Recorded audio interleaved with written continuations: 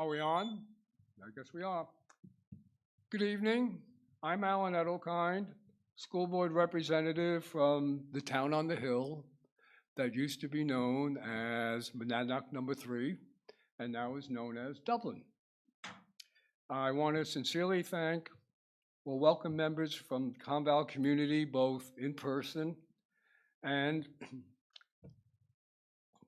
and live stream to the second quarterly Conval Community Forum.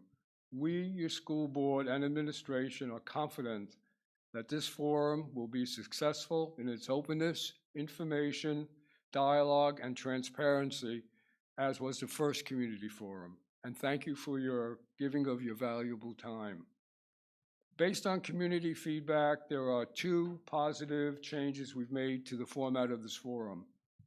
The first change is that our live stream audience will be able to submit questions for discussion. I'll let you know how this will work in a minute. The second change is that we will be limiting our presentations to two presentations. One, this being the budget season, we felt it was important to focus on the budget and its details, and two, to present one of the budget warrant articles, the preschool program, its impact and expansion. This change will allow for more questions to be taken from our audiences. How's the forum organized? There will be two presentations, each with its own question and answer period following the presentation. There will also be time allotted after the second presentation and its question and answer period for open, relevant questions from both in-person and the live stream audiences. For organizational purposes, each question and answer session will first have questions from the in-person audience and then questions submitted by the live stream audience. Live stream questions will be sent to an email box specially set up for this forum. These questions will be organized by two school board representatives, Liz Swan, the school board representative from Temple, and Kira Christian, the school board representative from Bennington, and given to our moderator, Tim Thurberge, Hancock School Board representative and board chair, for selecting respondents. To submit questions to the email inbox, please use forum@conval.edu. That's forum@conval.edu. Also, please add your name and town to your email as we ask in-house participants to tell us their names and towns of residence. The first presentation, the Conval budget, will be presented by two school board members in two parts. First part, budget and process and the 2021 final tax bills, will be presented by Jim Frederickson, school board representative from Sharon, Budget and Property Committee Chair. The second part, the proposed budget and warrant articles, will be presented by Catherine Heck, School Board Representative Greenfield, Policy Committee Chair and active member of the Budget and Property Committee. The second presentation, Conval Preschool, will be presented by Rich Cahoon, School Board member from Antrim, Equity Committee Chair, on the preschool program, its impact, and its expansion. One last very important thing I'd like to note. We, your school board representatives and administration, are members of the same 9 communities that you are. We are local. We pay the same taxes you do. We send or have sent our children or grandchildren to the same schools as you do. We have the same issues and same concerns as you do. We want what is best for our families and our neighbors. We're proud to give our time and energy to provide the best guidance possible for the education of our community children while being fully aware of the financial impact on all of us. Because one thing is for sure, we are all Conval and we're proud of it. Thank you and have an exceptional community forum. I'll now turn the forum over to Tim Thurberge, our moderator.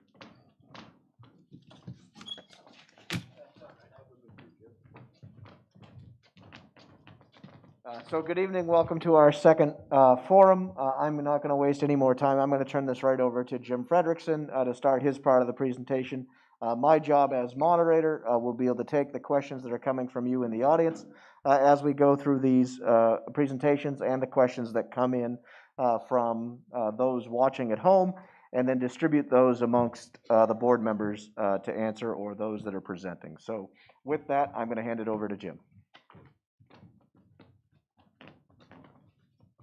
Am I on this mic now? All set? So time is of the essence. I noticed these two guys started me on slide 3. So again, I'm Jim Frederickson. I'm chairman of the Budget and Property Committee, and Catherine and I are going to share the discussion tonight. I want to remind everybody that we've done a lot to put information on the board website about the budget. This presentation we posted there, and the financial articles. We've got now 5 financial articles regarding the fiscal year 23 budget, which we'll be talking about. If you pull down those articles, which are available now, I think you'll find out that the articles match this presentation pretty well. They're coordinated, okay? So I encourage you to pull those down. We're going to start off talking about a little bit about the budget schedule, process, and some of the basics of budgets. I call it Budget 101. Then we're going to talk about the tax bills and the actual proposed budget. So this chart's a little bit busy, but I wanted to show you what some of the key events are that we talk about when we're in the budget world. And there's actually I got two fiscal years side by side in there on purpose. You notice that if you can read the small print, that the school year actually starts in July 1st and ends in June 30th. But before the school year starts, about a year prior is when we start the whole budget process off for any given year. It starts with us giving the superintendent some guidance on what the budget wants to look like. The other key takeaways from this chart are there's 2 key events from a tax bill point of view. There's a preliminary tax bill issued in July, and there's a final tax bill in December. I'm pointing these out because we're going to be talking about them later. Final thing I want to point out is that I've got highlighted in yellow is the opportunities for public participation. This forum tonight is the first time we've done this. Anybody who's been to deliberative sessions or been to public hearings on the budget or regular board meetings, there's very little opportunity for open, informal dialogue with the public. So this is the reason we're doing this tonight. So let's talk about the budget process. I mentioned it starts off with the guidance being provided by the school board to the superintendent. Then the principals and the staff members go off and they develop all their needs, put them together, and then there's what I call a reconciliation process. They take all the needs and they kind of balance the needs and make sure they identify the wants, and then they put it all together and they come back in like the first weekend in November and present the proposed budget to the board. The board then takes that budget and we have an opportunity to massage it. We actually were presented every year with some options to take stuff out and put stuff in. So by the time you get it as a voter, we've already approved it. In fact, we approved the budget last Thursday night, as I recall. And that's represented in all the packages. We just signed off the formal documents to submit to state tonight. So the budget we're going to present is the final budget you're going to see before the deliberative session on February 8th. So now let's get into some basics. I like this chart because it's from the business world. This chart is a little back-assward from the business world. In the business world, you take your revenues less your cost equals profits. That's completely different in a school board. We take our costs less revenues equals district assessment. District assessment means what you pay in taxes. We're going to walk you through this step by step.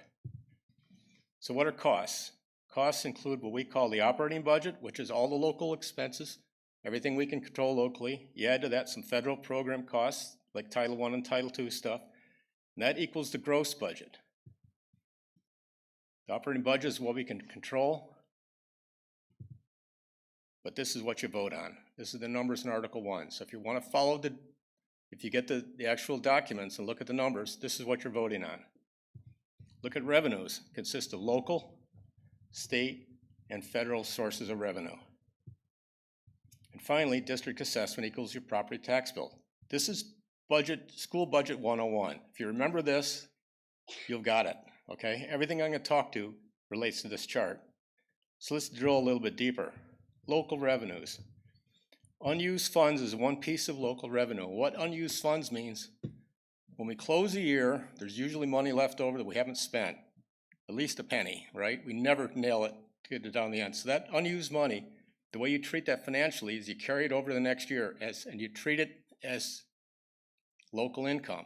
So right now in fiscal year 23, we're guesstimating that we're gonna have money left over for fiscal year 22. And that comes into play when you look at how the tax bills are generated. When we put the preliminary tax bills together, when your towns put the preliminary tax bills together in July, they use the budgeted numbers. By the time December comes around, we have the final numbers from the previous year, and they use those numbers to adjust the tax bill. I'm going to go through that in a little bit of detail here for you. So the actual numbers we use in calculating a tax bill comes from a report that's called the MS-25 report. It's submitted to the state each fall. And it's an end of the fiscal year financial statement. It shows all the current assets, current liabilities, fund equity, revenues, expenditures. What does that mean? Well, current assets are cash, investments, receivables. How much cash does Lori have left in our accounts, right, at the end of the year? Hard cash. You got to subtract from that what we owe people. Some of the money you haven't paid, but you have obligations you got to pay it with. The balance is what we call fund equity. And we're going to go through each of these, not each of these in detail, but the ones I got highlighted in blue we're going to go through and cover tonight. Encumbrances is basically, at the end of the year, the board votes that, hey, we've got this thing we ordered that we haven't paid for yet. We don't have to pay for it because they haven't been invoiced yet, but we want it to happen. So we say, okay, we're going to take this $100,000 and we're going to move it from one year to the next. The board has to vote on that. We have reserves for amounts voted, and Catherine's going to tell you about that.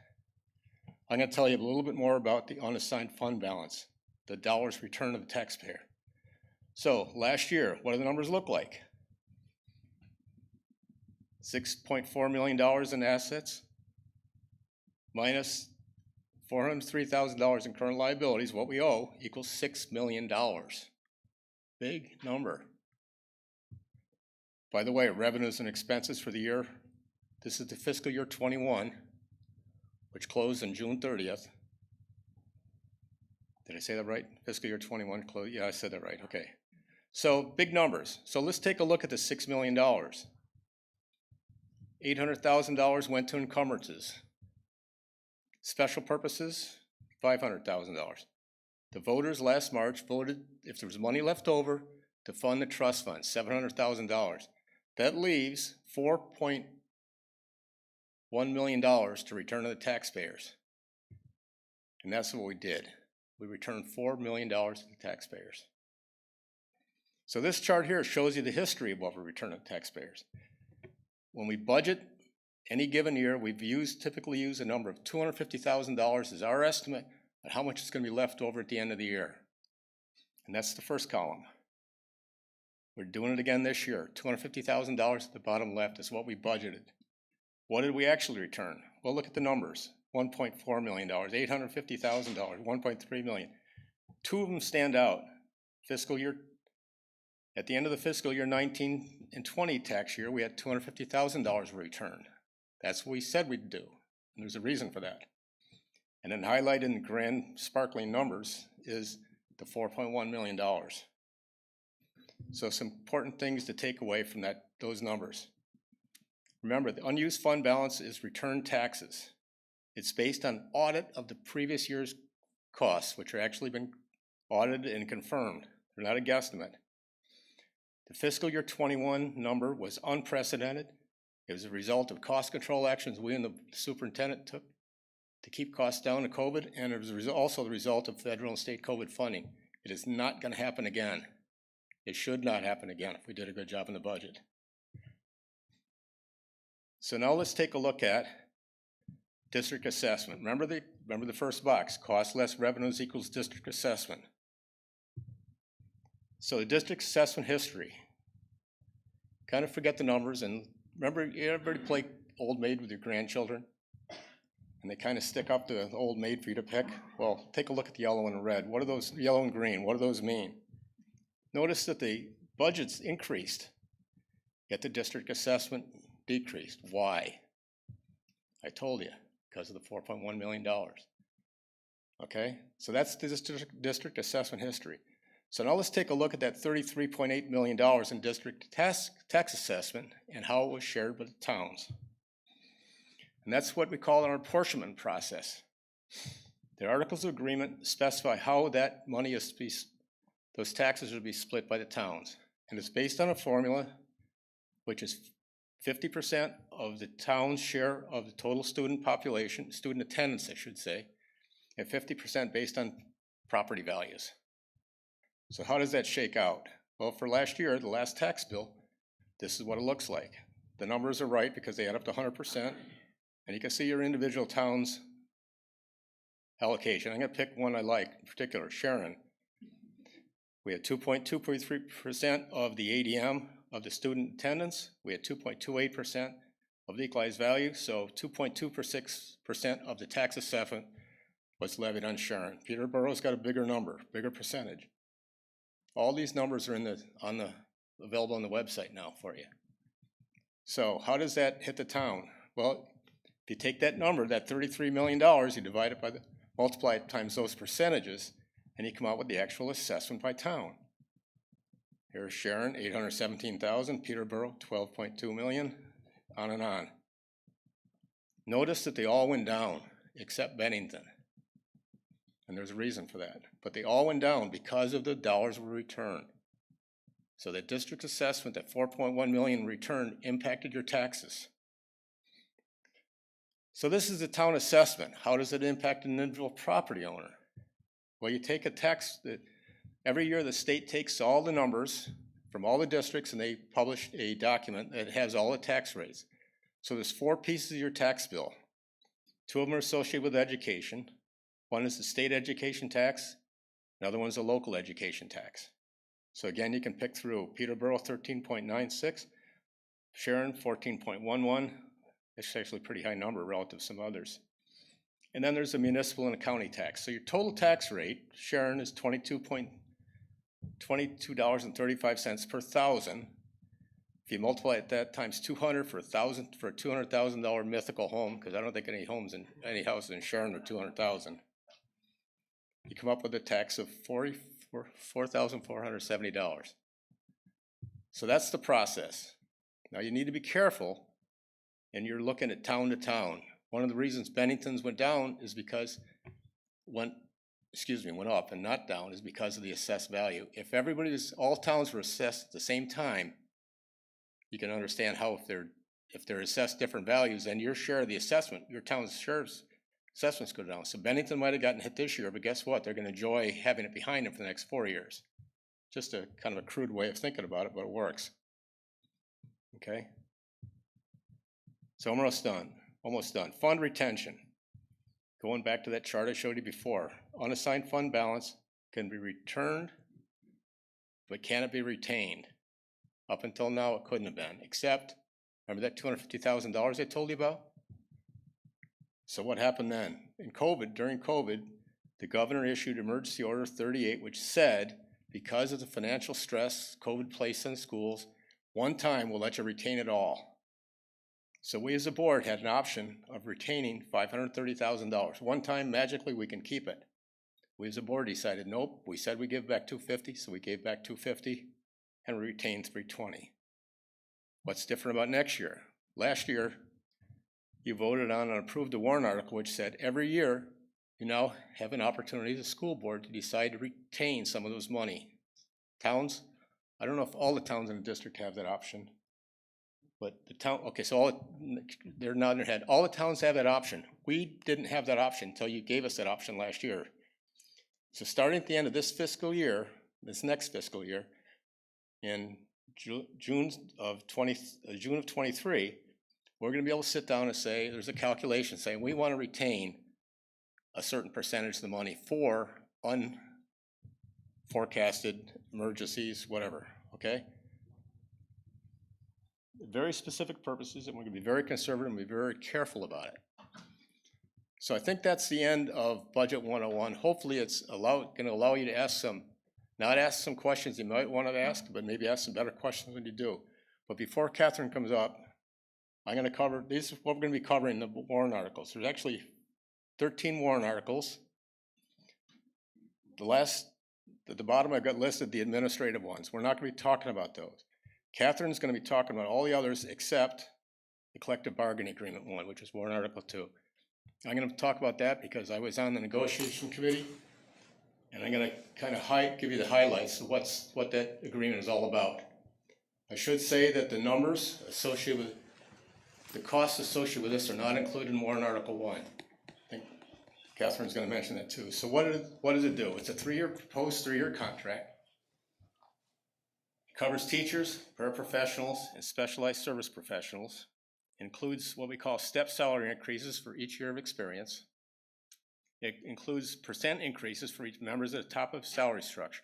I'm not going to go through how many people are getting what, which people are getting what, because they're different depending on where they are, different years and stuff like that. There's what we call salary enhancements to the SSPs that are licensed and certified. We've got rate pay increases for the paraprofessionals that are stepping in as substitute teachers now. That was one of the union's concerns. They said, we agree. We have now an additional workday, paid workday for teachers and SSPs. And one of the reasons we wanted, as a board wanted that, is because we've got a lot of training we got to do for people. In 187 days, we're not enough to get the people trained in what we want them to learn about how to handle situations and whatnot.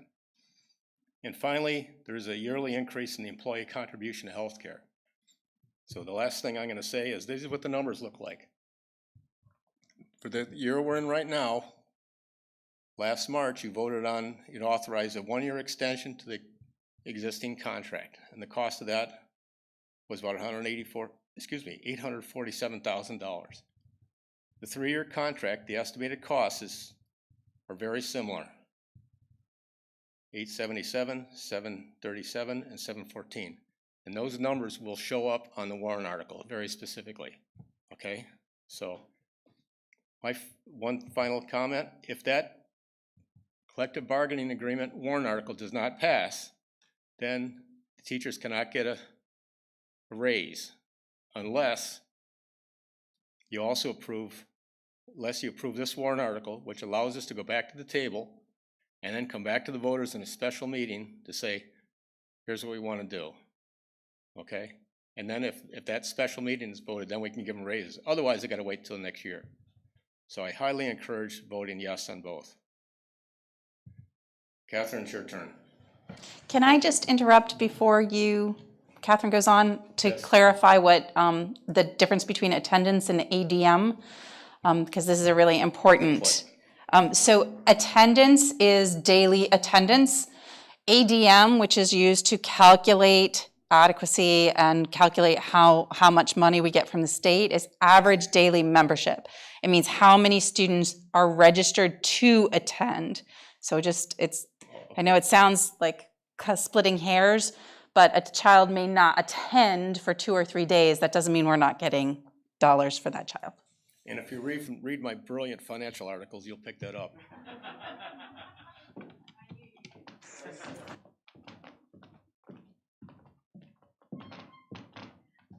Thank you, Jim, and good evening, everyone. My name is Catherine Heck, and I am the representative from Greenfield, New Hampshire. So I'm here to discuss the budget. So the budget is one of the many functions of the school board. We work on policy. We make sure that our students have access to the programs that they need to have successful outcomes, and the staff has the materials and the resources they need to do so. And then we put forth a budget to the voters. The budget is a very complex animal. It is not easily created. It takes a great deal of work, as Jim pointed out, from the administration. They work pretty much year-round on the budget. From the time that it begins, they are almost starting to look at the next year's budget and what changes are going to take place. So the budget that we're bringing to you this year for fiscal year 23 is what we consider to be an extremely modest budget, given the situation that we're currently living in, with approximately 11.9% is the municipal cost index for inflation for government entities. We have a teacher's contract that is outside of the budget that we'll be voting on separately. That's hugely important that we support our staff and our teachers. So the budget that we've brought you this year really goes to the administration for bringing forth a very reasonable request from the voters so that we can continue with the programming at the levels that we're currently at, and in fact, bring additional programming to our students. So Article 1 is made up of the operating budget, other programs, minus the revenues to bring you the district assessment. So as you can see in red on your slide, the gross budget is made up of all of the operating budget and the other program costs, like the federal food service and federal grant costs, along with any trust funds that we vote in. So the standing operated budget the gross budget came in at $53,766,080. This represents a 0.67% increase. So this is less than 1%. Decrease, I'm sorry. Wow. It's been a long day. I apologize. Decrease. So this is hugely important that the voters understand that we have brought the most reasonable budget that we could bring you this year, given the circumstances that we're currently living in, especially considering inflation.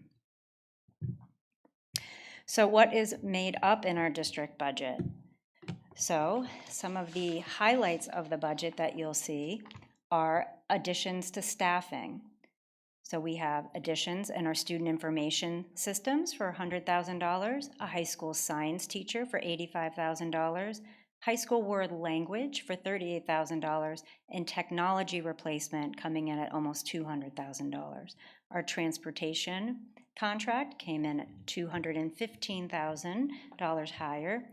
However, with other decreases, we're still seeing that overall, our district operational budget is very minimal compared to what it could be considering the circumstances that we are currently under, with heating oil, heating fuel being so high, electricity, utility rates going through the roof. These are fixed costs that we have very little control over. So this is a highly responsible budget. You can also see that from the pie chart, that benefits and salaries make up about 75% of our total costs. People is what we're investing in when we educate students, and who does that is more people, our staff, and our teachers, and our administrators too, of course.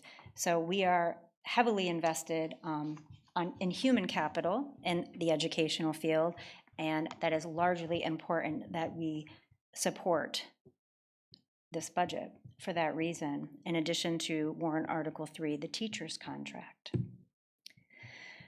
So the default budget is a calculation that the district has to come up with. It is a legally defined calculation. There's really not a lot of wiggle room in the sense that the board has no say in how this calculation is determined.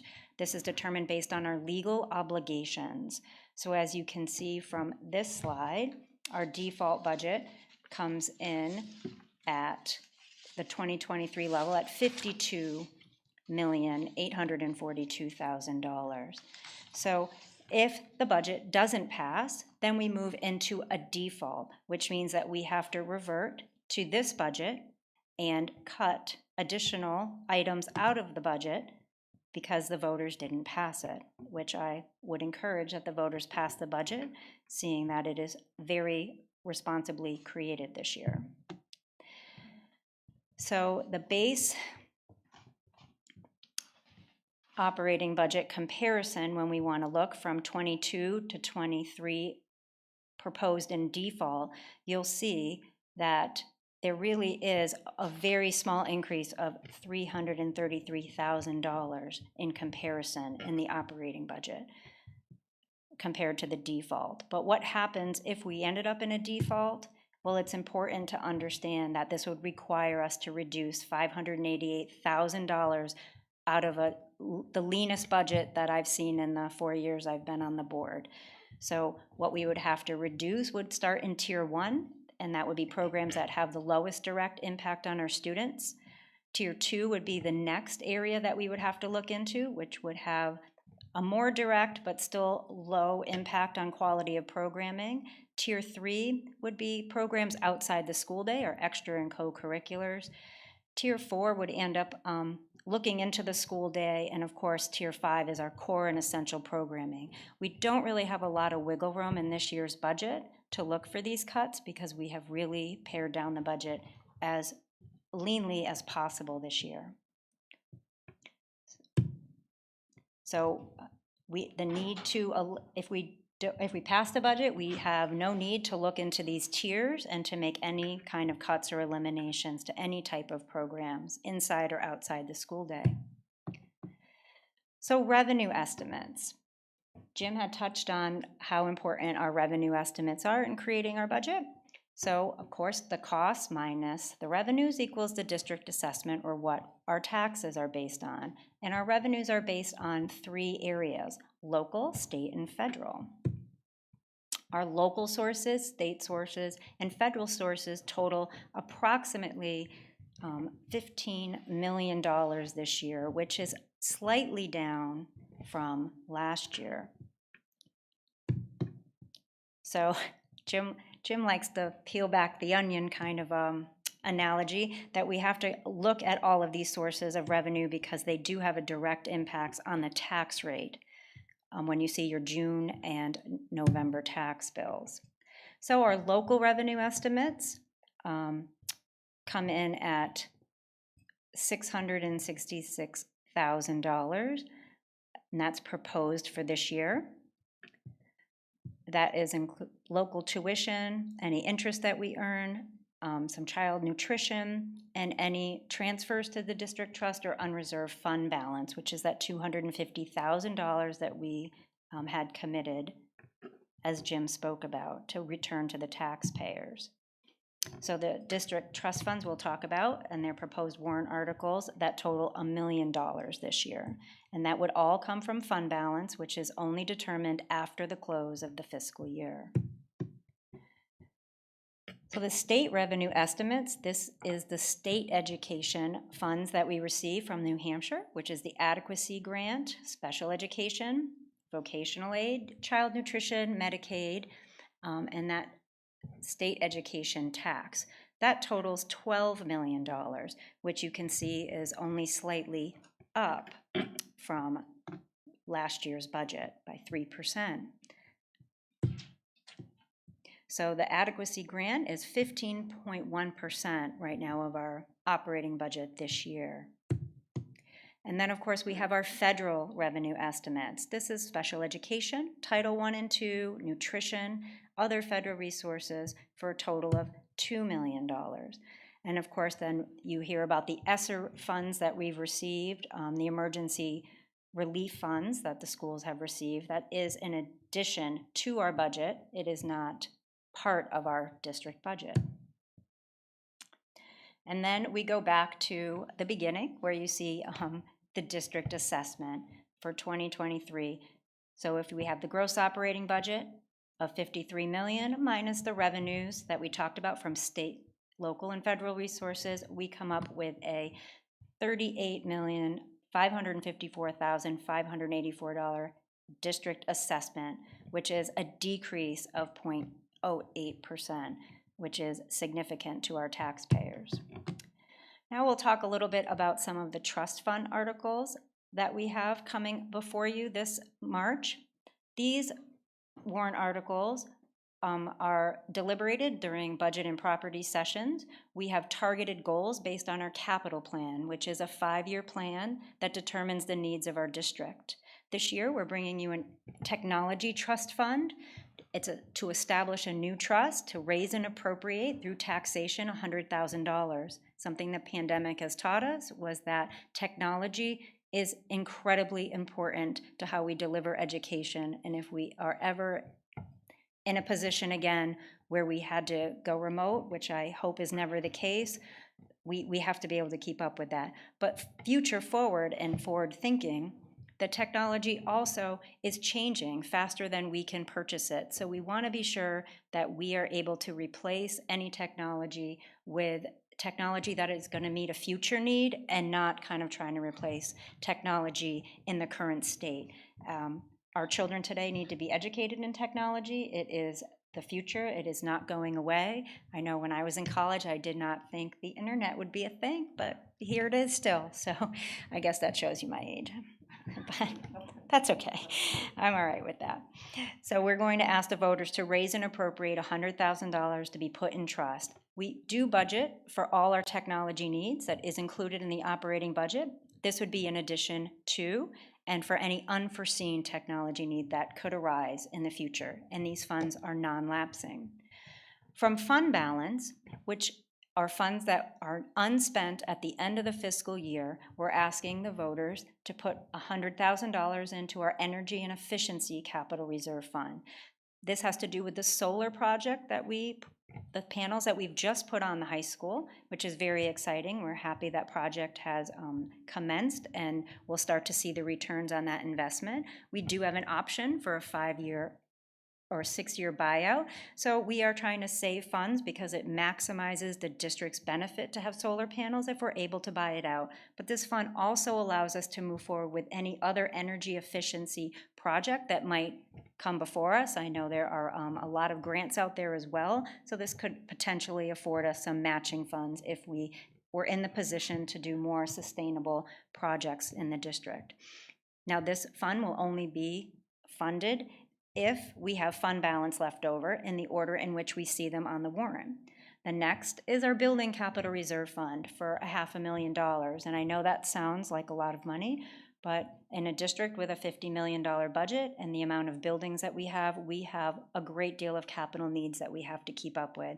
So what we do is we create a target balance, and we know what our expenses are coming into the future years are, and we match that with what we know we need to save to meet the needs of the district in the future. So that would be the next out of fund balance, not to be raised through any new taxation. Our health savings trust account is another capital reserve that we would be funding, and this is in the event that our health care costs are larger than what we anticipate, we would be able to meet those needs.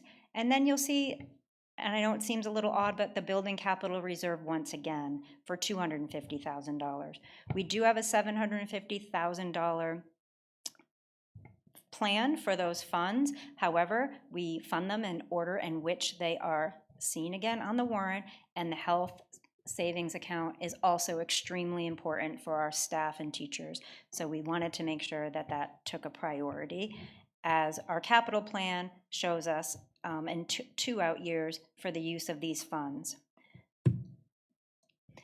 So there's some administrative warrant articles, such as accepting the reports of agents and auditors, our school board salaries, which are $1,000, and maybe I think it's $1,500 if you're the chair, as well as the treasurer, which is an extremely important district position, and the moderator, another very important position, and then of course our school board members up for re-election.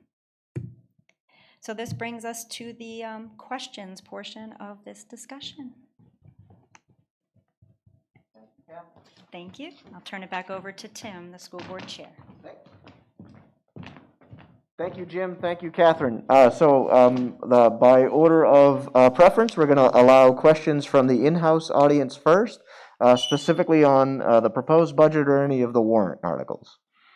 So if you have a question, come on down to the mic, who you are, where you're from, and then ask your question, and we'll do our best to get somebody to answer it for you. I just want to make sure I understand it. Colleen Stone from Peterborough. The trust fund balances, every year we vote and there are a number of trust funds. Yep. Just so I have it clear in my mind, if there's not enough left over to fund all of those, how are they funded? In order. In order of how they're listed on the ballot? That's correct. Okay, that's what I wanted to make sure. Thank you. Yep. And and essentially, if we ran out of money, we fund whatever ones we can fund, and then that's the end. Okay. Yep. Jim. Come to a mic so the folks at home can, wait, is this one on? Oh, can you turn Jim on? Okay. Remember I went to the unused fund balance? we would fund the warrant articles first. If we don't have any money to fund all the warrant articles that are approved, there'll be nothing to return to the voters either. Okay? Not return to the voters, return to the taxpayers. Correct. Does that answer your question? Are there any other questions from the audience that's in-house on the budget or the warrant? Step right up, again, your name and what town you're from. Hi, Dennis Calcutt from Francistown. What the first question is does the money coming from, if I'm getting it right, the surplus of, or that $400,000 figure that you referenced, am I getting the numbers right here? 4 million. 4 million. The 4 million that went back? Yeah. Yep. Does that allow for this ability to propose a budget that is less? Is that one of the components that does that? No. So if you can provide a little more context to that, that'd be helpful. And then the other related piece to that is, given what you're trying to accomplish, given inflation and all those other factors, does this make things harder the following year when there may need to be a greater increase in a budget? So the first question to do with the fund balance and the $4 million return, the funds elapse at the end of the year. So that doesn't allow us to retain any money or put it toward any future budget. It only allows us to give it back to the voters to reduce taxation. We did vote, and Jim mentioned that last year on a warrant article, that at the end of this budget cycle, the next budget cycle, 2023 budget cycle, we can retain up to 5% of fund balance so that we do have that kind of cushion. However, the board has adopted a policy that we would only retain up to 2.5%, and that would only be used by during a public hearing through a vote at the board. So there is no option to move any of those funds forward. What is allowing, not only is, we had a spending freeze last year, the administration was extremely careful with funding. Nobody knew how we would shake out of COVID, but the federal government brought in a significant amount of ESSER funding, ESSER 1, 2, and 3. So another reason we're able to keep our budget lower is because we have those federal funds for the next several years to help offset some of the costs that we saw because we added programs like learning recovery to our budget. So that is certainly helping with that. And like with any budget, we never know exactly what next year will bring, but the administration is extremely aware of the financial and economic climate that we're in and brought us a very responsible budget, and will have every confidence continue to do so. Thank you, Catherine. Any other questions on the budget or the warrant articles from the folks in the room? I don't see any. Do we have any budget-related ones? I didn't see any before I got up here. No, right? Okay. All right. Then we will move on to the next presentation, which is Rich Cahoon and Preschool.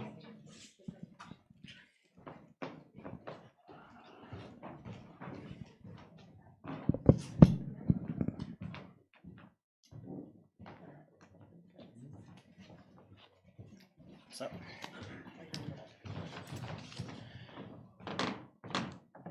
in 2016, the administration came to the school board with a serious concern. Our kindergarten teachers were seeing more and more students showing up in kindergarten who were not prepared to succeed. Of course, no one expects that all students are going to show up at kindergarten able to read and to do complicated math. But some of the indicators we were seeing at that time were a good deal more basic than that. We were having students showing up unable to recognize letters, unable to draw the connection between letters and sounds, and unable to count. The number of private preschool options in the region was decreasing, and we had more and more students showing up at kindergarten who had never had the opportunity to sit in a classroom, who had never had the opportunity to interact with same-age peers in an academic setting, and who had never had an opportunity to learn from and with an adult who is not a member of their family. This trend continued over the next several years, and in fact was exacerbated during our couple of years of COVID-impacted programming. And by our current estimates, not more than 40% of incoming Conval kindergartners are kindergarten ready. So not more than 40%. Having so many students who require serious interventions and supports is not just a bad thing for those students, it's a bad thing for all students. Our kindergarten teachers do a very good job of getting all students to where they need to be. But the reality is there's a fixed number of hours in the school day, and there's a fixed number of days in the school year. And any time that is spent providing extraordinary supports to students who would not otherwise be prepared to succeed is time that cannot be spent on all of the other students.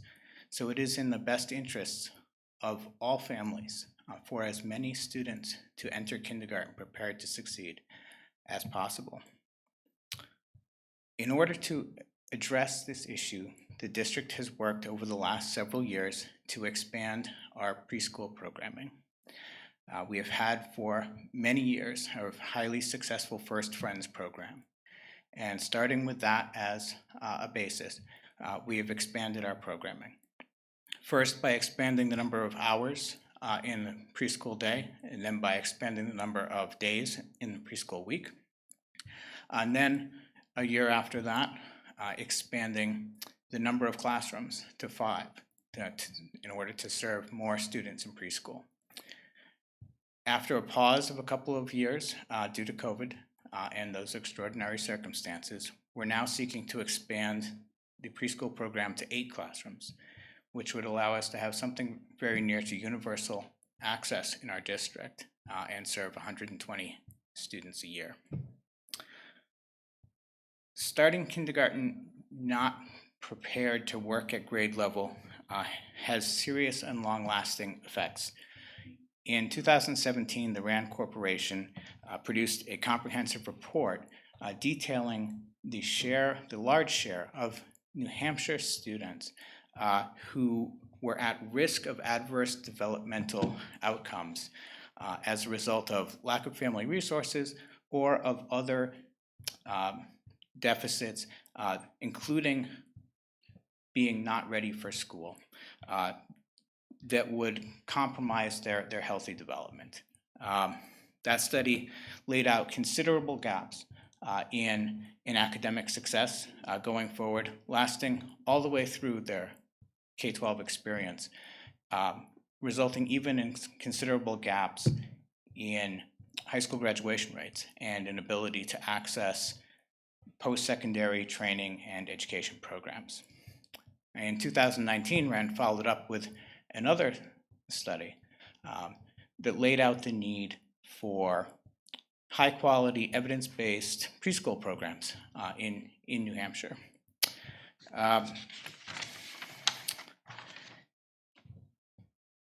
The RAND Corporation is a serious entity. It was originally formed to provide research and analysis to the U.S. Armed Forces. They do serious economic research.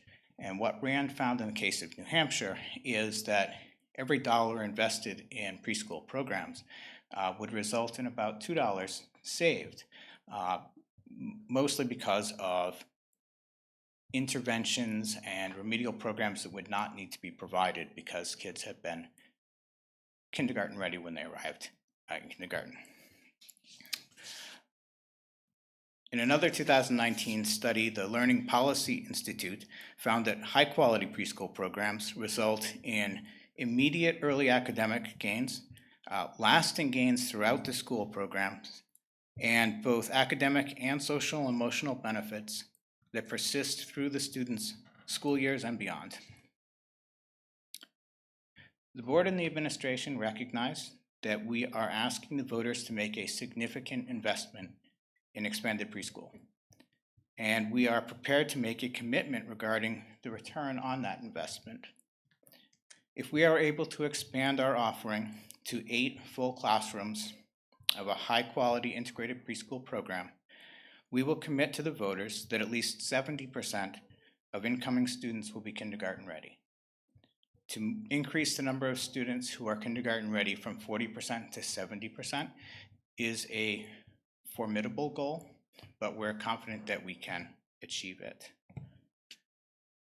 When you vote in March, Article 4 on your ballot will be a request to approve the expansion of the current preschool program. It is important to note that even if the cost of that warrant is added to the operating budget that will be considered in Article 1, the total budget increase will be just over 2%. The board had adopted as a goal for this budget year, not greater than 2% increase in the budget. And we were able to come in at that through a lot of hard work by the board and administration, even with expanding preschool to 8 classrooms. The school board voted unanimously to support Article 4, and we would ask for your support for that article. Thank you. Questions?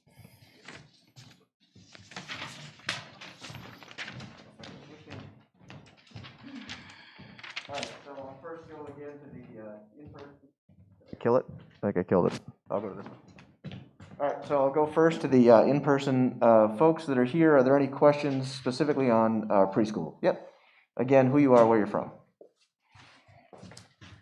Mackenzie Nichols from Peterborough. Sure. I have I guess it's maybe a two-part, depending on what the answer is.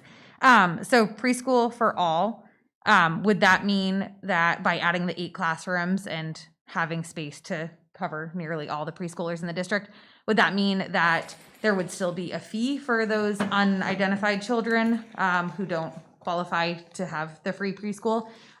Or would it mean that it's just free for all? Superintendent? So right now, we have what we refer to as a sliding scale fee.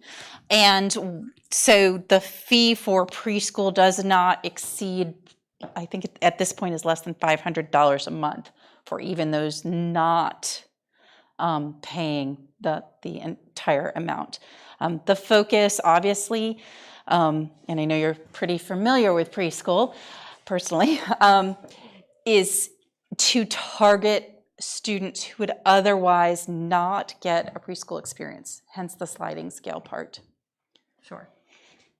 Then I have one more part to the question. So, Sure, yeah. how many preschool heads you said there's currently 5 classrooms? We have 5 classrooms right Okay, now, how that's many preschool heads does that cover? How many preschoolers can go right now? So we have Can you hear me? Yeah. So right now we have about 65 preschoolers in school, and we, as you may or may not know, have to hold spots for students who are 3 or 4 who will be coming to us with needs. So if a student has been identified as someone who is going to need preschool, whether that may be through an IEP or a 504 or for very specific IDEA reasons, we must hold a spot because the day that they turned 3, Sure. we are legally obligated to keep them, so Yep. to have them in school. And so do you feel that by adding 8 classrooms, is there currently are all those spots always full and a Yes. waiting list? So right now we have both the spots that are full and we have about, and I would have to double check this because literally the waiting list will change day by day. Sure. And the last time I checked, we had about 14 students on the waiting list. Now, 2 weeks ago, we only had 8 students on the waiting list. So it does vary, but So I does can it- check tomorrow again. Sure. So do we think that adding 8 classrooms, there's going to be a need to fill all those spaces? I'm just curious, like, if there's only 14 on the wait list, do we think the demand is there? The total number of classrooms. We're adding 3. 3. To our Okay, so 3. current So 5. yeah, that's what I meant. So Right. like 3 classrooms, by adding 3 classrooms, I guess my statement is the demand there? If the wait list is 14, is the demand there to add the full 3 classrooms? Will they be full or will they not be full? And then they'll be, So clearly, if they were not full, we would not hire for them. Every indication that we have is that those 120 spots will fill. okay. So the 744 would provide sort of the up to of what that would be. If we only needed the 7, we would only have right? That I think is the way to think about that. That's a fair way. Any other questions in-house on preschool? Again, who you are, where you're from. Dennis Calcutt from Francistown again, just so get some clarity on what was just presented. So is that separate, or is the budget that was presented first inclusive of this? It is not. So Article 1, Article 1 is the 53 million and change. That represents the 0.65 reduction over last year's. If you add the preschool in, you get to the 2% goal that was the original ask of the district. Okay. Does that answer your question? Mm-hmm. Any other questions in-house before I go to the ones that have come in online? All right, so I got a few from online. This is from Serena Barubi from Peterborough. What's the cost of the expansion? That's the $744. $112. How many kids will the expansion serve? So it's 3 additional classrooms that would bring our total capacity to 120 total students. Is the expansion a mandatory thing? No. Is the cost of the warrant article a one-time cost or recurring? It would then be carried over depending on need in the next year's budget, but always subject to, it's hard, it doesn't bind the next board, I guess, but I mean, it becomes part of the operating budget, I would think is the easiest way to describe that, right? Yeah, okay. So yes, and then what is the cost per student for this year and future? So I'd have to do, the future gets tricky because then you're dealing with all the other stuff. It was around 20, right? Somewhere around 20? If you do the straight math, it works out to somewhere around $20,000 a student. Right, and that doesn't, that's the average per student. That does not, that Correct. puts the whole average across all of the children. It does not indicate that some of those student services are significantly higher than some of the services other students are receiving. Correct. All right, so that's all of the ones I see that have come in online. I'll go back to the in-house since you all showed up. Is there anyone in-house that has any other questions? All right, okay. That's all I have on preschool then, right? So now we're on to the open forum. All right, so I will again go back to in-house since you showed up. So if you have a question for the board or the administration, step on up to the mic, who you are, where you're from, and ask us your question, and we'll try to get you an answer. Sure. Again, who you are, where you're from. Colleen Stone, Peterborough. I don't know if it's there's a little bit of a question to it, and then I just have to air my piece. Sure. What does a preschool day look like for these children? So actually we had last year, Janine, I don't know if you want to cover this question, we actually created a day in the life of a 4-year-old. And so it involves, it's obviously a heavy play oriented, but it also carries a piece of literacy, letter identification, number identification. This is not a line them up in the classroom kind of day. As a matter of fact, when I first saw that, I said, oh, I want to go back to preschool. But I'm going to let Janine, because Janine actually sat on the committee. The day is interspersed. It has snack time. They start out with a circle time. They have like individual learning stations. They have work with individual teachers. There's a paraprofessional there. There's integration work with all of the children in the classroom. There are 2 recess periods where they go, there's 2 outdoor play periods. For the 4-year-olds where we extended the day, there is a lunch period where they eat together, and then there's a recess period, and then there's a little rest time, and then there's another outdoor play period. But the day revolves around a lot of individual learning and an individual attention as well as the curriculum. Are you asking because you're afraid that perhaps it's a lot of desk work? First of all, I'm going to start by, some of you know, some don't. I have been taking care of children for the better part of 34 years. I find it real sad that we as a society have come to the point that we feel it's necessary for 3- and 4-year-olds to be in a structured environment. And this is no fault of the school. I think it's time parents step up and start being parents. I know 3- and 4-year-olds during the day will, almost daily, I will have 1 or 2 that will crawl up on the couch and fall asleep. That's where they should be. And I think I'm concerned about what this looks like down the road.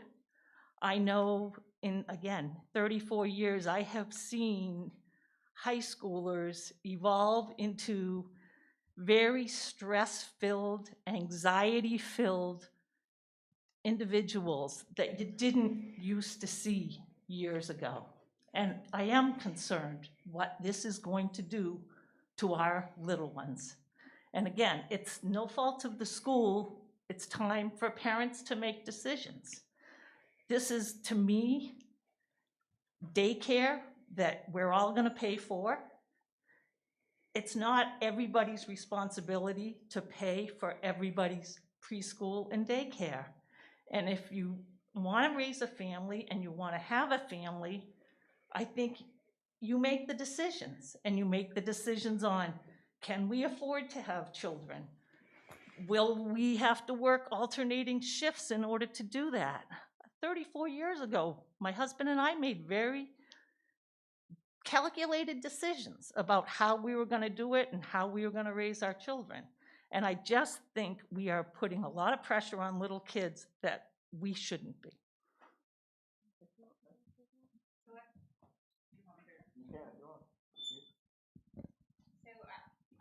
You're saying, and it was not an easy decision in 2016 to really dig into what was happening. But some of the things that were happening were, and again, I can't speak to parental choice, but I can speak to what it looks like in kindergarten. And when a child comes in and can't tell the difference between purple and yellow, that becomes problematic for the school district. When a child can't regulate themselves long enough to be at a center, that becomes a problem for all students in our school district. When a child can't get themselves into the classroom, or even with assistance from an adult, that becomes an issue for all parents and all students. And those were the types of problems that we were trying to solve. I don't fundamentally disagree with what you're saying, but when people make certain decisions and then that is then reflected in what we see in our schools, then we have to respond for all students and all children. No, go ahead. Mackenzie from Peterborough again. I guess I just wanted to state that to me, and maybe a question that doesn't have to be answered because I'm sure it won't be, but it seems to me that maybe we are going back to what we used to have. We used to have half-day kindergarten to help our kids learn how to integrate and regulate and ease into what a structured school day looks like for when they moved on. Then we went full day.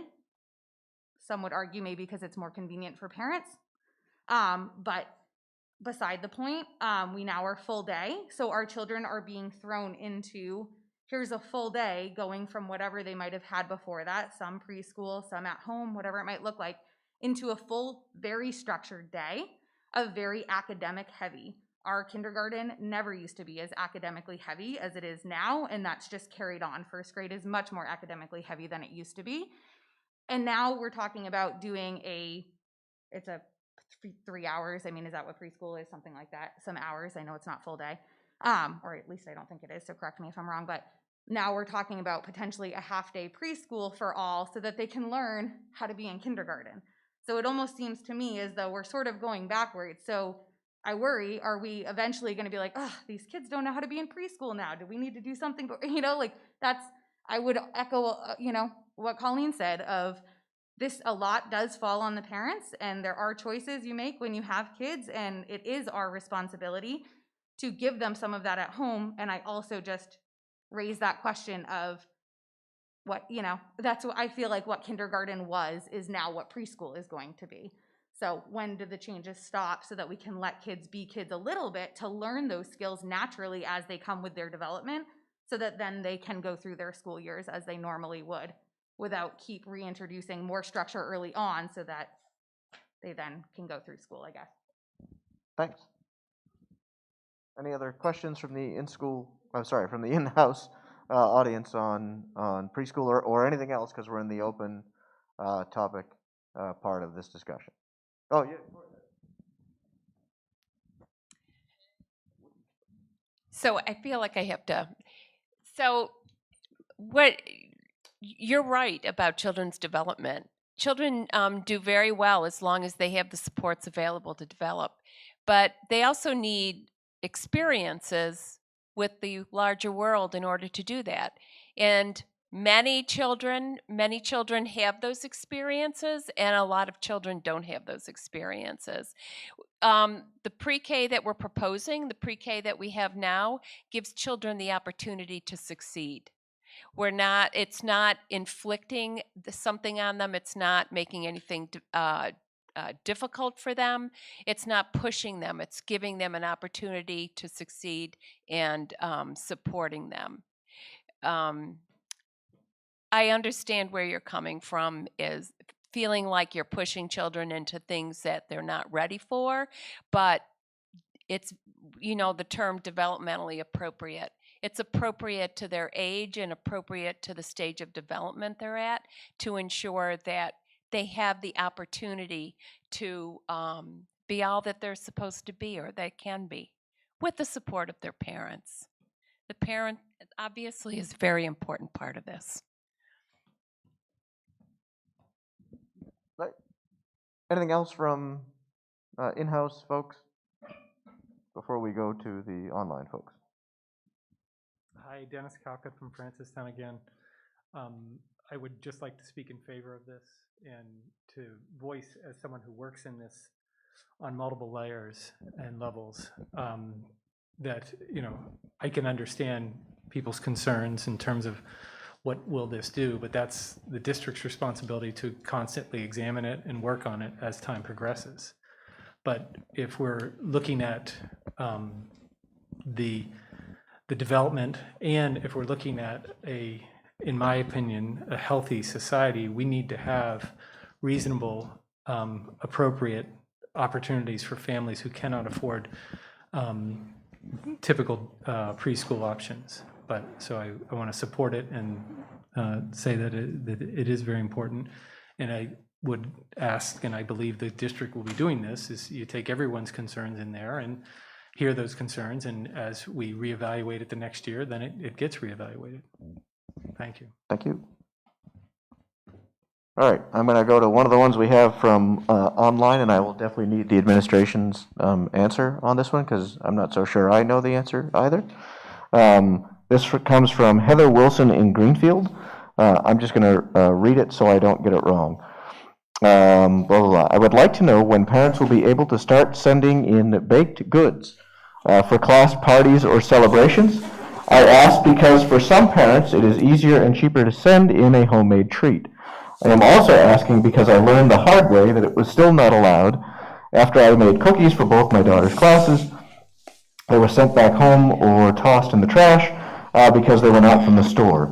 I also ask because what's the difference of allowing sports teams to hold potluck and banquets that are potlucks versus making cookies or cupcakes for the students of an elementary class? When will this policy change at the elementary level is the question.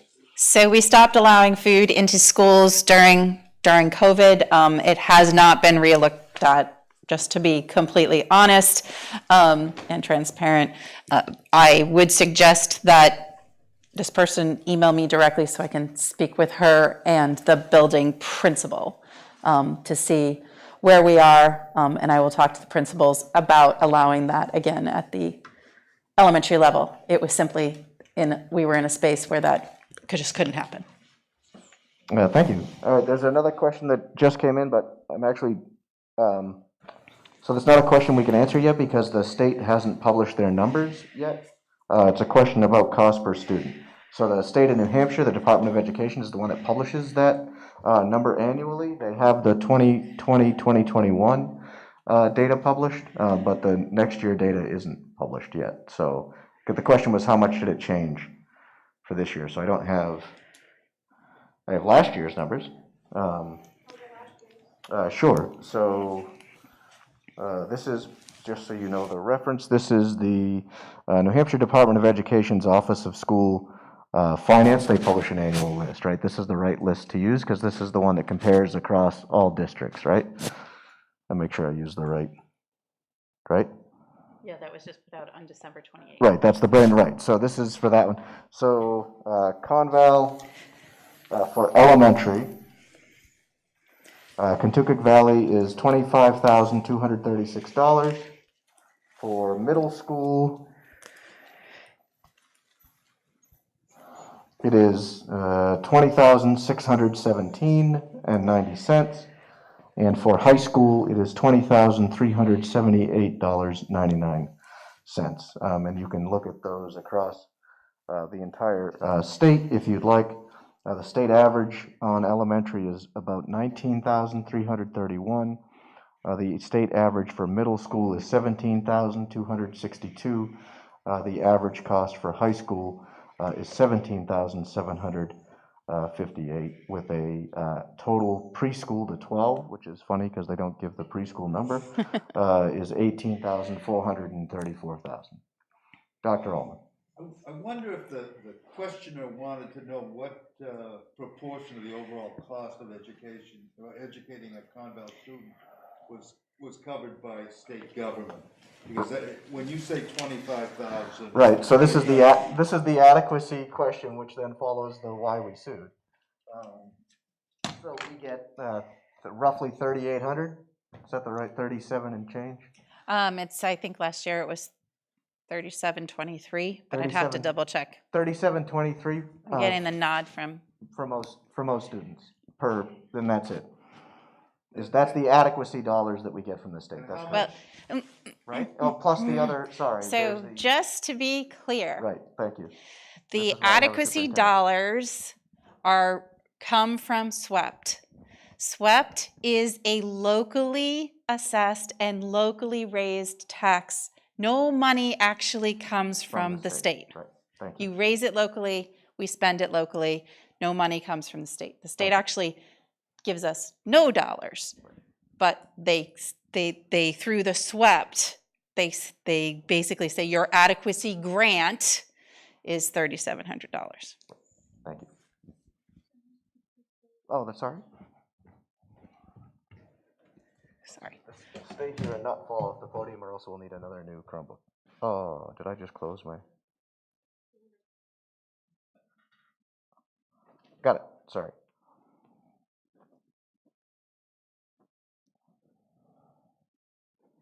Two more preschool. How long is the preschool day? That one?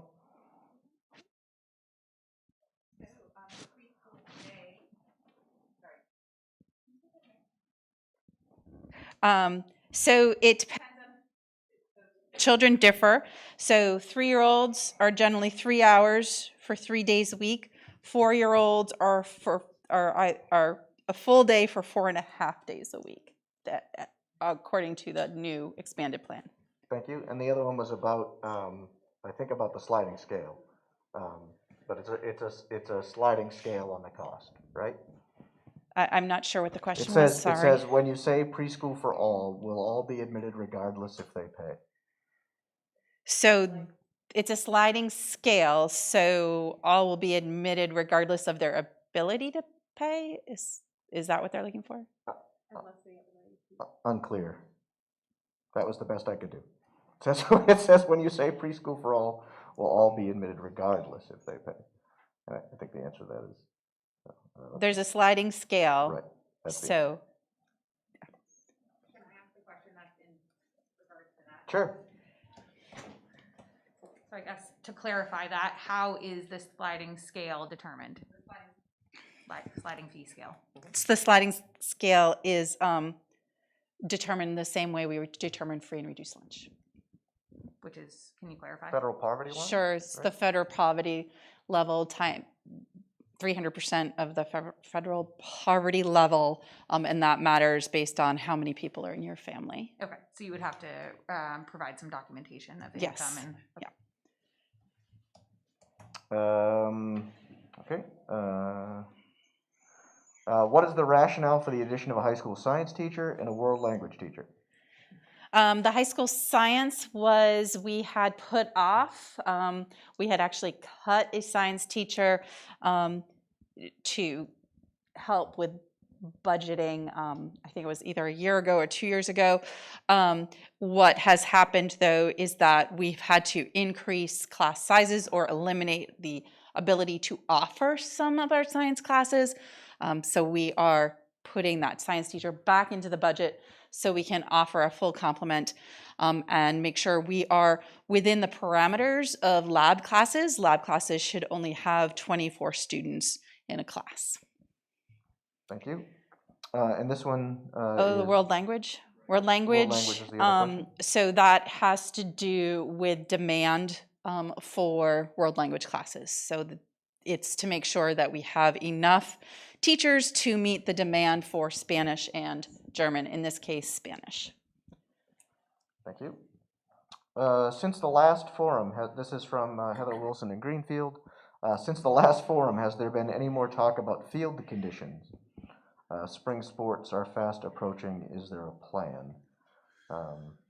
So I know that Tim had talked about some stuff he was looking to do, but obviously there's a foot of snow out there right now, so. Yeah, they are tundra. There's no one on them now.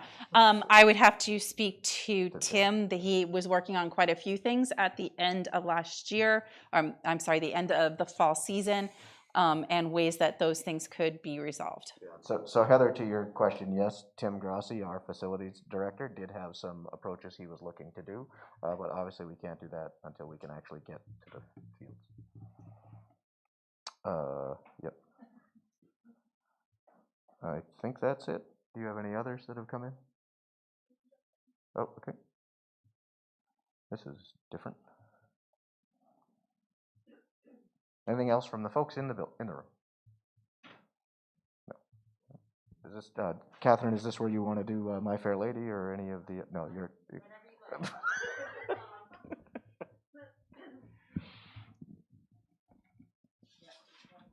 Okay.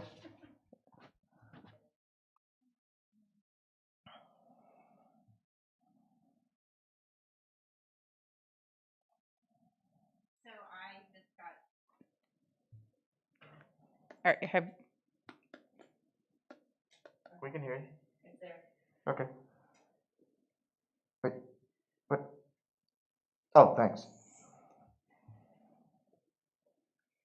Right. So this will actually be an agenda item on our school board meeting. So where are we with lost learning follow-up from COVID from children who are already in the district? This is from Corey Boyd in Dublin. So we're going to have an update on that at February 16th. Thank you. February 16th at our board meeting. So you can either attend that or tune in to our live stream for that. There will be an update on the district's efforts on that. Then, when can we reassess optional masks, especially for those vaccinated individuals, is the other question.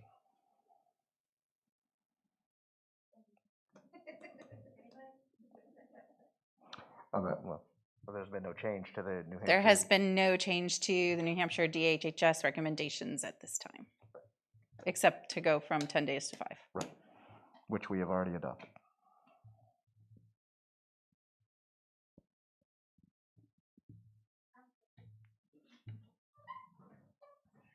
There'll be a 2-joke limit after this. So I have a question about the whole COVID thing. So I know you said there's like an 80%, you have to have 80% of the school vaccinated. For the vaccines, are we going to take into account at all about natural immunity?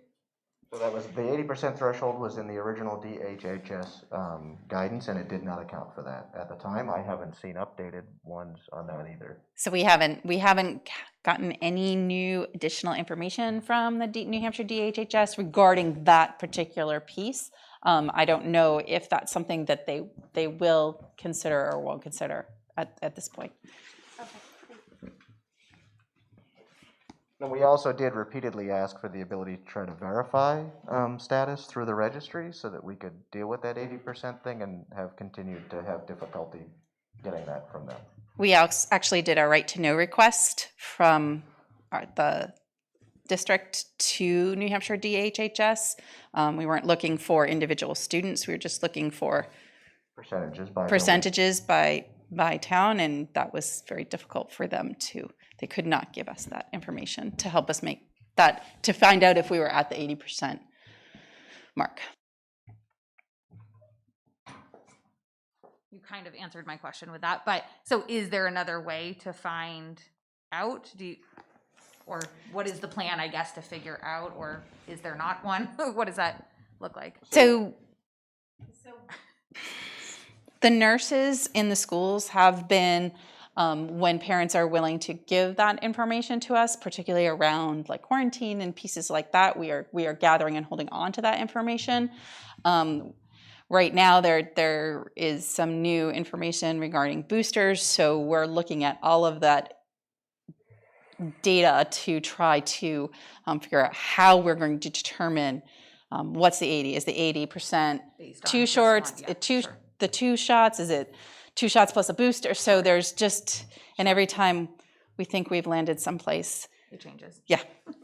Is it age dependent? Because one thing says boosters for the 12 plus, but not for the 5 to 12. I mean, so all of that is all part of that stuff, and DHHS has been the lead agency on that for that type of guidance.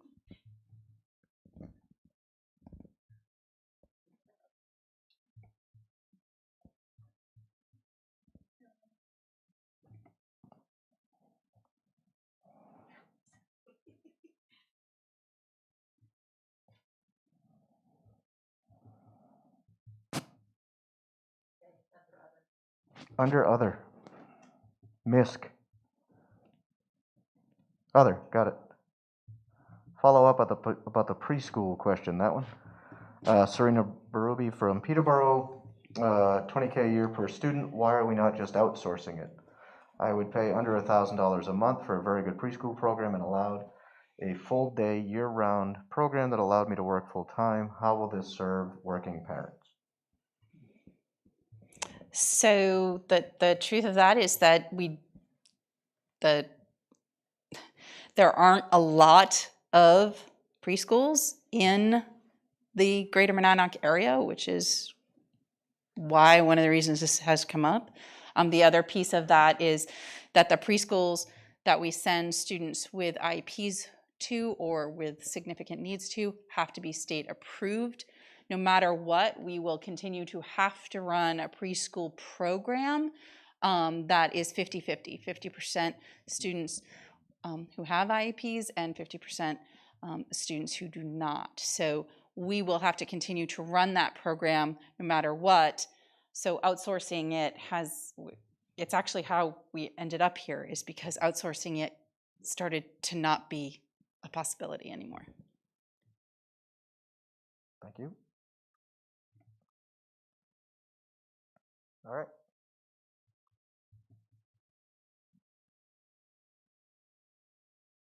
Good. All right. Anything else in-house? All right. Hearing none, seeing none. Alan? So wait, do I have the closing remarks? Or does Janine have closing remarks? Or Kimberly has closing remarks? Do I do the strategic plan one? That's on me though, right? Yes. All right. So, hot off the press in 36 minutes. You will all be getting, or hopefully all of you will be getting, or many of you will be getting, an email from the district along with various news releases and press information regarding our strategic plan. We are releasing to our community a survey, and there's different ones for parents, for students, for community members, and for staff. And that is part of our strategic planning process. So they take about 10 minutes. I don't think we based on ours, right? Give or take. So if you're a parent you answer the parent one. If you're both a parent and a staff, you answer both. If you're the right community member, meaning you don't have kids in the schools, but you still want to answer our questions, we would greatly appreciate that. And that's going to then feed into our strategic planning process. So you will be getting that at about 9 o'clock tonight. So that goes out, so the email goes out actually to parents tomorrow, but it will be thank you. posted on Conval News. So that's the only way you get an email is if you subscribe to Conval News. That was a plug.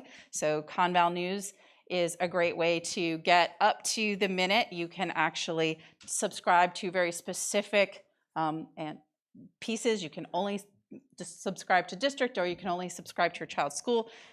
Regardless, Conval, it will go out over Conval News. It will also go out through all our social media channels, and you then will see it tomorrow through email. So And it please should be up on MLT through a press release. So please take the time to answer that survey. It really does matter. We really do read all of your answers. All of you were very good at answering the surveys related to our reopening plan. Those do go into informing our decisions. They are all presented to the board, and for strategic planning purposes, that is very, very important. So as chair, I would like to thank you all for coming tonight, whether you are in person or viewing us over the wonderful World Wide Web, when I was in college, some guy then built Napster, and so we won't talk about the sheer volume of MP3s that were shared in the dorms at Northeastern during those great and wonderful times. All hail. Anyway, so with that, thank you all very much. We will be doing another one of these. We have committed to doing one a quarter. We are truly appreciative of all of you that took time to show up and ask your questions. We do hope that this provides a more interactive dialogue than our school board meetings do allow, based on the way that public comment periods work there. Anything else from any of the other board members or the administration before we call it a night? All right, great. Thank you all again for coming. We'll see you at the next one. Have a good night.